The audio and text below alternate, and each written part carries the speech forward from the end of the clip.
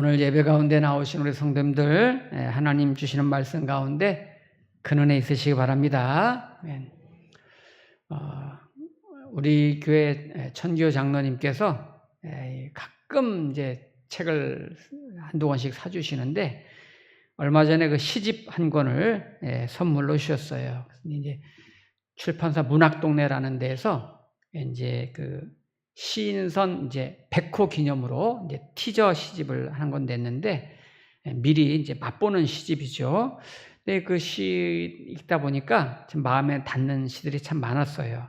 근데 그 시집 제목이 뭐냐면, 너의 아름다움이 온통 글이 될까봐. 너의 아름다움이 온통 글이 될까봐. 이 시집 제목은 그 시집 안에 있는 편지의 공원이라는 그 시에서 한 구절 따온 거예요. 그 편지의 공원에 그 시에 한 대목이, 이런 대목이 있습니다. 젖은 베개를 털어 말리고 눅눅한 옷가지에 볼을 부비다. 너의 아름다움이 온통 글이 될까봐 쓰다만 편지를 세탁기에 넣고는 며칠을 묵혔다. 이게 아주 기가 막히잖아요. 네. 그러니까 사랑하는 연인이 있어요. 연인이 있는데 그 연인과 아주 깊은 애정, 아름다움, 심지어 막 경외심까지 드는 그런 이제 표현을 하는 거예요. 예. 그 연인에 대한 사랑과 깊은 그런 아름다움, 그런 애정, 이게 너무 크니까, 그 연인에 대해서 너무 크니까 이거를 유한한 틀 속에, 글 속에 다 담아낼 수 없다는 거예요. 그렇게 되는 순간 제한되고 박제가 돼버리니까. 그래서 평소에 우리가 이제 사랑하는 사람들 만나잖아요. 만나고 헤어지고, 데이트하고 또 헤어지고, 또 헤어져 또 다시 또 만날 걸 기다리는 그런 과정에서 서로를 기억하고 기다리는 그 마음이, 또 만난다는 그 약속이 애틋한 거예요. 그래서 연인을 너무 사랑하니까 그 사랑하는 마음을 이 서툰 글 안에 다 담아낼 수가 없다. 아주 큰 사랑을 표현하는 거죠. 그런데 우리 예수님이 오늘 본문에서도 우리를 사랑하시는 그 예수님의 정말 애틋한 사랑, 우리를 기다리고 우리가 약속하시는 그런 표현들이 오늘 본문에 담아져 있어요. 내가 너희를 만나자. 우리 또 만나자. 내가 너보다 먼저 가 있을 것이다. 이런 이제 약속의 말씀을 하는 내용이 오늘 본문에 담아져 있습니다. 오늘 본문은 예수님이 부활하신 날 아침을 배경으로 하는데, 자, 먼저 거기 1절, 2절을 보시면, 안식일이 되신 밤에 막달라 마리아와 야고보의 어머니 마리아와 또 살로메가 가서 예수께 바르기 위하여 향품을 사다 두었다가 안식 후 첫날 매우 일찍이 해 돋을 때에 그 무덤으로 가며. 여기 보니까 이제 막달라 마리아, 야고보 마리아, 다 여성들이죠. 지금 예수님의 무덤은 군인들이 지키고 있을 텐데, 그 새벽 일찍, 이렇게 그 예수님의 무덤을 향해서 이 연들이 지금 가고 있는 거예요. 가만히 보면 예수님 제자들이나 다른 남자들은 다 저 살겠다고 도망갔는데, 이런 거 보면 여인들이 대단해요. 그죠? 여자들이 의리가 있어요. 의리가. 자, 3절부터 한번 보세요. 서로 말하되 누가 우리를 위하여 무덤 문에서 돌을 굴려주리요 하더니 눈을 들어본 즉 벌써 돌이 굴려져 있는데 그 돌이 심히 크더라.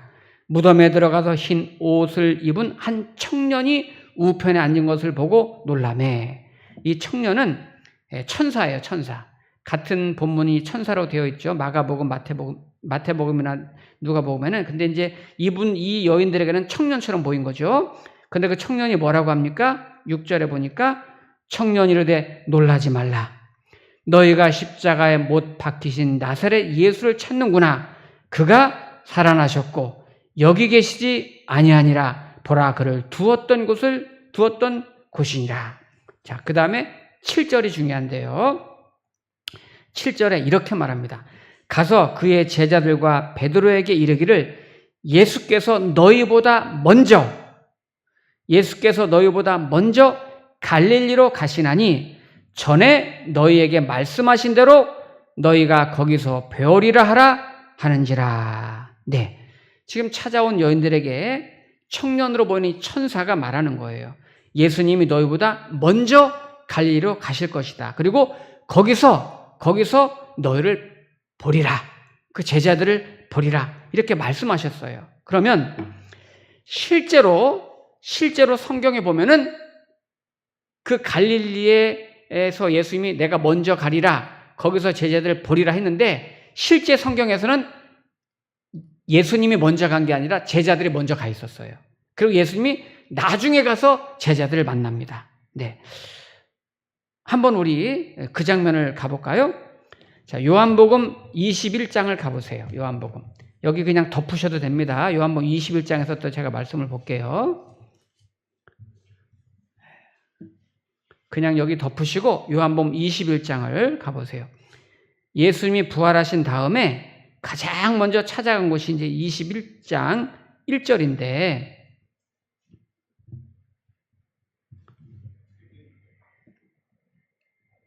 여기 21장 요한복음 21장 1절 여기 보면 그 후에 예수께서 디베랴 호수에서 또 제자들에게 자기를 나타내셨으니 나타내신 일은 이러하니라. 네, 여기 디베랴 호수가 나오죠. 이게 갈릴리 호수의 다른 이름이에요.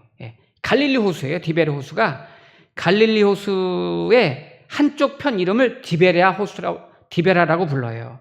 그래서 이 갈릴리 호수에 지금 예수님이 그 후에 예수께서 갈릴리 호수 디베랴 호수에 갔어요. 그랬더니 거기 제자들이 이미 있는 거예요. 제자들에게 자기를 나타내셨으니 하고 제자들이 거기 이미 와 있습니다.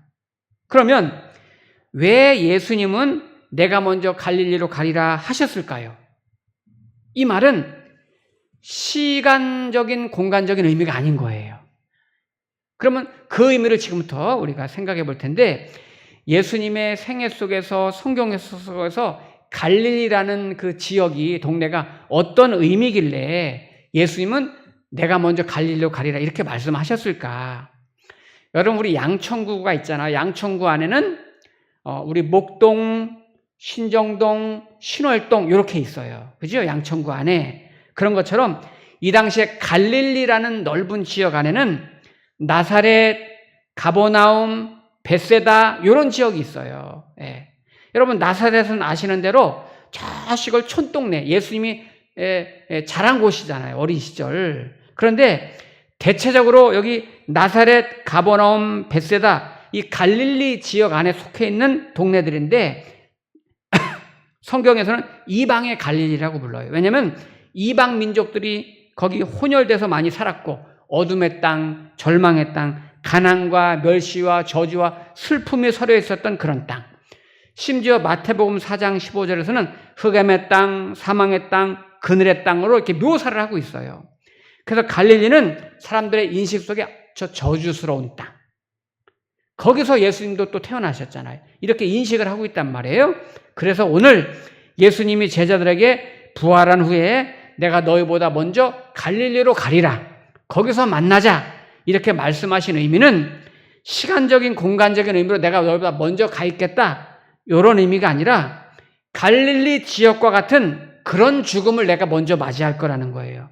그런 흑암과 절망과 저주의 땅을 상징하는 그 갈릴리와 같은 죽음으로 나는 너희보다 먼저 그런 죽음을 맞이하게 될 것이다. 그래서 예수님께서 오늘 먼저 갈릴리로 가리라고 말한 말씀의 진의는 목자가 되신 예수님께서 양이 된 우리를 위해서 먼저 앞서 가셔서 최초로 우리를 위해서 그 먼저 돌아가신 십자가에 못 박혀 돌아가신 현장이 바로 이 현장이고 그 당시 로마 제국에서는 가장 처참한 형벌이 십자가의 저주고 그 형틀인데 예수님이 저와 여러분을 위해서 먼저 그 수치와 모욕을 당하시고 몸소 그 죄를 다 뒤집어 쓰시고 우리를 위해 십자가에 돌아가신 거예요. 그것이 오늘 갈릴리로 내가 먼저 가리라 하신 의미고 그런데 실제로 예수님이 갈릴리에 오셨더니 장소적 의미, 시간적 의미로 오셨더니 오늘 요한복음 21장에서는 제자들이 먼저 와서 갈릴리 디베랴 바닷가에 지금 있었습니다. 그 후에 예수님이 이제 갈릴리로 가셔서 제자들 만나 주시잖아요. 자, 우리 21장 펼쳐놓고 계셨죠? 거기 보면은 21장 2절에 보니까 시몬 베드로와 디두모로 하는 도마와 갈릴리 가나 사람 나다나엘과 세베대 아들들과 또 다른 제자들이 함께 있더니, 제자들이 함께 있어요. 근데 예수님이 먼저 음식을 준비하십니다. 그래서 음식을 준비하시고 이제 와서 이제 먹으라 이렇게 이제 말을 하죠. 그런데 여기 지금 이제 12절에 보면은 예수께서 이르시되 와서 조반을 먹으라 하시니 제자들이 주님이신 줄 아는 고로 당신이 누구냐 감히 묻는 자가 없더라. 아마 저는 저 같았으면 딱 나타났으면은 그랬을 거예요. 야 베드로 너 이리 와봐라. 너 꼴 좋다. 너 맨날 저는 죽기까지 따르겠습니다. 이렇게 큰 소리 뻥뻥 치더니 나 배반하고 도망갔지. 그 겨우 와서 한다는 게 다시 고기 잡고 있냐? 이렇게 말했을 수도 있단 말이에요. 그런데 예수님은 실패해가지고 낙향한 베드로를 찾아가서 다시 조반을 차려주면서 그를 불러요. 그리고 뭐라고 말씀하십니까? 유명한 구절이죠. 15절 말씀. 15절 말씀 보면은 이렇게 베드로에게 말합니다. 그들이 조반 먹은 후에 예수께서 시몬 베드로에게 이르시되 요한의 아들 시몬아 네가 이 사람들보다 나를 더 사랑하느냐 하시니 이르되 주님 그러하나이다. 내가 주님을 사랑하는 줄 주님께서 아시나이다. 이르시되 내 어린 양을 먹이라 하시고. 예수님이 실패해가지고 절망해가지고 고향으로 돌아가 있는 베드로에게 요한의 아들 시몬아 네가 나를 사랑하느냐? 네, 제가 주님 사랑하는 거 아십니다. 그러면 다시 내 어린 양을 먹이라. 그래서 사명을 주세요. 우리 사람의 인생이 끝자락인 것 같고 이제 끝났구나 하는 그 자리에서 하나님은 다시 오셔서 일을 시작하시고 사명을 맡기시는 그런 분이세요. 베드로가 나는 이제 끝났어 하고 낙심하고 실패한 자리에 주저앉았을 때 예수님은 거기까지 찾아오셔가지고 그를 위로하시고 회복시켜주시고 다시 귀하게 불러주세요. 예수님은 나는 너를 끝까지 포기하지 않아. 나는 너를 끝까지 사랑할 거야. 이런 가슴 찡한 모습을 지금 베드로에게 보여주는 거예요. 우리가 이 대목의 시작이 어디에 있냐면, 자, 우리 하나 더 찾겠습니다. 자, 요한복음 13장 가보세요. 거기 보면 예수님의 아주 이 사랑에 대한 고백이 나와요. 요한복음 13장 1절 말씀. 이제 예수님께서 십자가에 못 박히시기 전에 제자들의 발을 씻어주면서 이제 표현하는 내용이죠. 요한복음 13장 1절 말씀. 자, 우리 다 같이 한번 읽겠습니다. 시작. 6월절 전에 예수께서 자기가 세상을 떠나 아버지께로 돌아가실 때가 이른 줄 아시고 세상에 있는 자기 사람들을 사랑하시되 끝까지 사랑하시니라. 아멘. 네.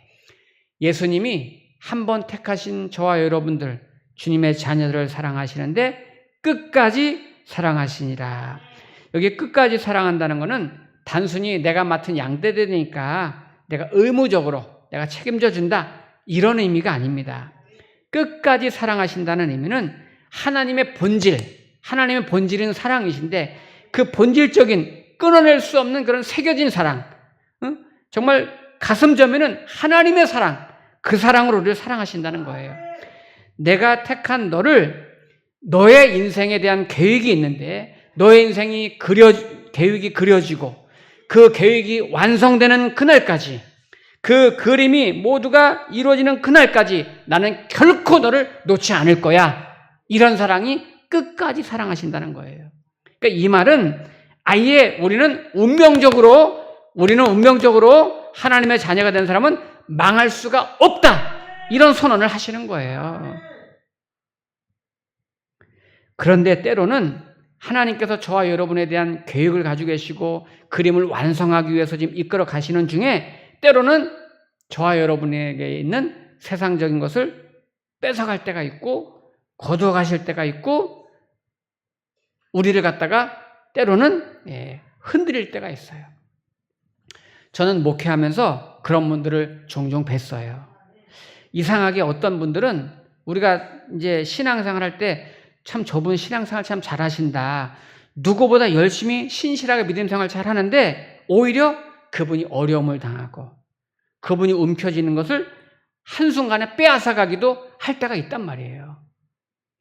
예전에 어떤 이제 남자 권사님이 계셨어요. 남자 권사님이 계셨는데 중소기업 대표하시고 그 회사도 아주 인정받는 회사였고 이제 그 분야에서, 그리고 교회에서도 아주 신실하고 좀 헌신하시는 아주 믿음 좋으신 남자 권사님이 계셨단 말이에요. 근데 어느 날 갑자기 하나님께서 그분의 것을 하나씩 하나씩 빼앗아 가시더니 무너뜨려 가시더니 나중에는 바닥에 떨어뜨리는 거예요.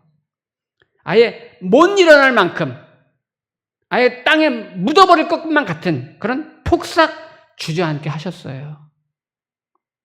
그때 그분이 그러는 거예요. 나는 내가 능력 있고 실력 있어서 뭐 이룬 줄 알았더니 모든 주권이 하나님께 있었구나.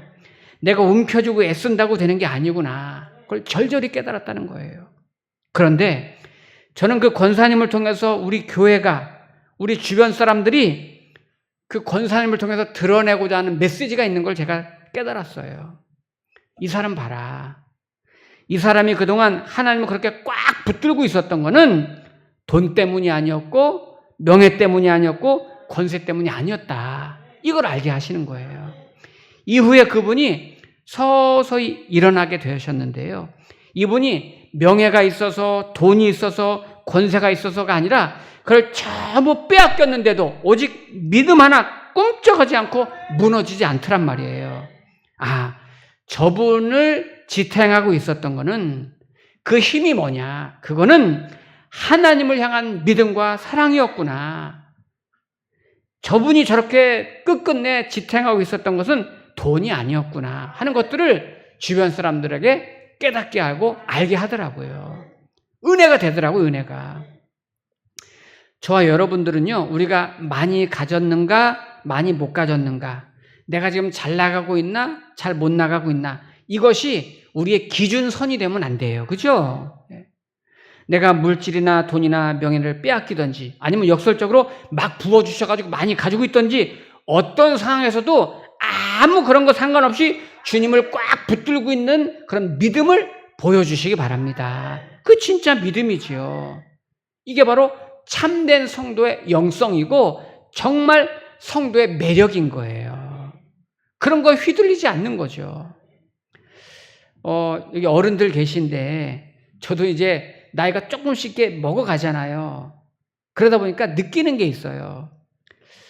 주변 사람들, 목사님들, 성도님들 이렇게 바라보면서 제가 느끼는 게, 참 외모가 예쁘다, 잘생겼다, 좀 안 생겼다, 저분 진짜 높은 지위에 있다, 좀 못났다, 많이 배웠다, 좀 덜 배웠다, 이런 거가 연세가 드시면 다 없어지더라고요.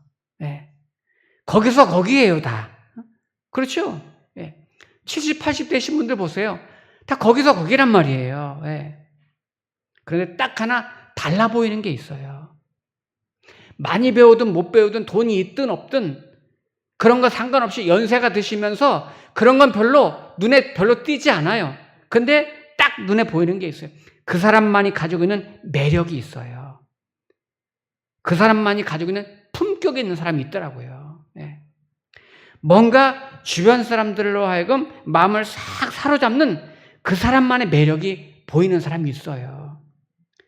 매력이 세상적으로 외모를 가꾸고 태도가 반듯하고 좀 돈이 있어 보이고 이런 매력이 아니라 뭔가 영적으로 그 사람을 딱 보면은 품격이 느껴지고 연륜이 느껴지고 뭔가 좀 조연한 어떤 상황과 환경에서도 그런 모습을 가진 사람이 있어요.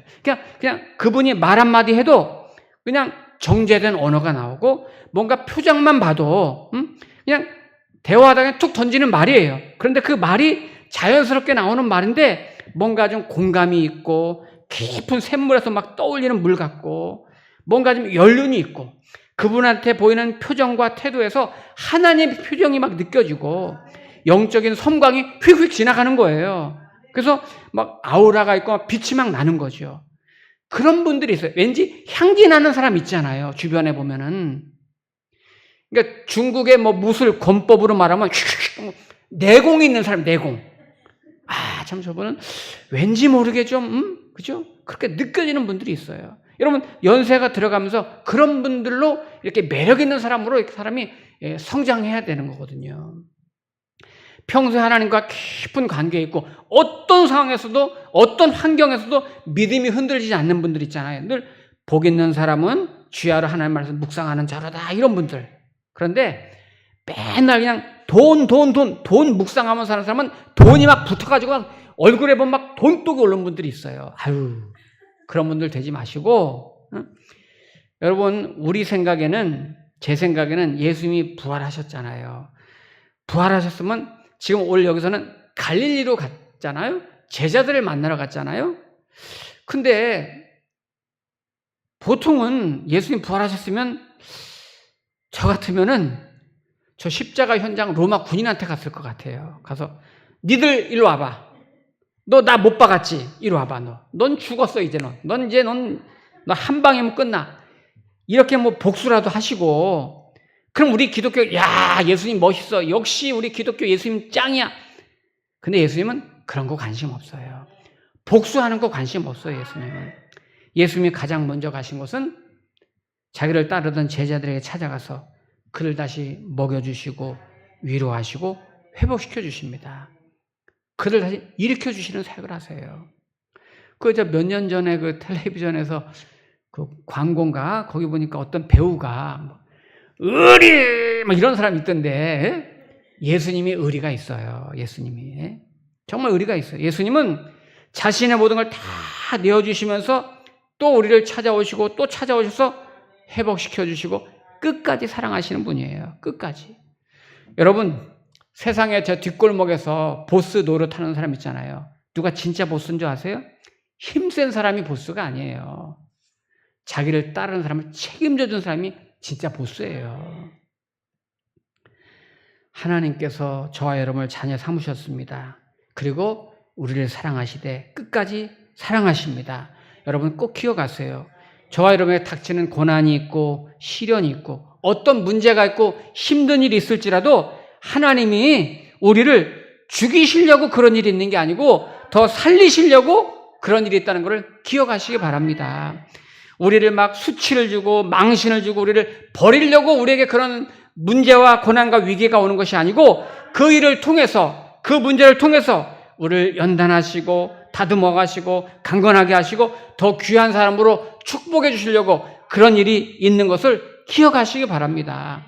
여러분, 맹자도 그런 말 했잖아요. 맹자도 하늘이 장차 큰 임무를 맡길 사람한테는 마음이나 육신적으로 괴롭게 해가지고 그런 일들을 정말 잘 인내와 성품과 능력을 키울 수 있는 힘을 주려고 하는 거다.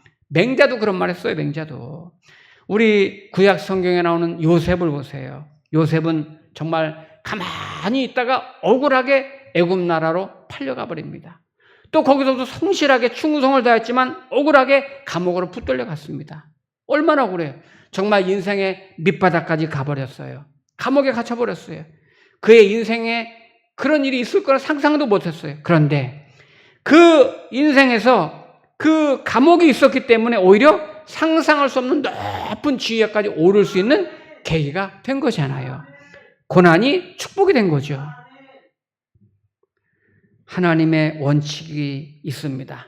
우리에게 고난이 있고 시련이 있으면 그거는 영원하지 않아요. 그거는 잠깐 지나가는 소낙비다 이렇게 생각하시고 거기엔 나를 향한 하나님의 비밀이 있다, 섭리가 있다, 계획이 있다는 것을 기억하시고 앞이 막히고 뒤가 막히고 답답하고 낙심되는 일이 있다고 느껴질 때 예수님께 나오시기 바래요. 예수님을 의지하기 바래요. 예수님을 신뢰하고 그 약속 붙들고 다시 이풍당당하게 일어날 수 있기를 주의 이름으로 축복합니다. 아멘. 기도하겠습니다.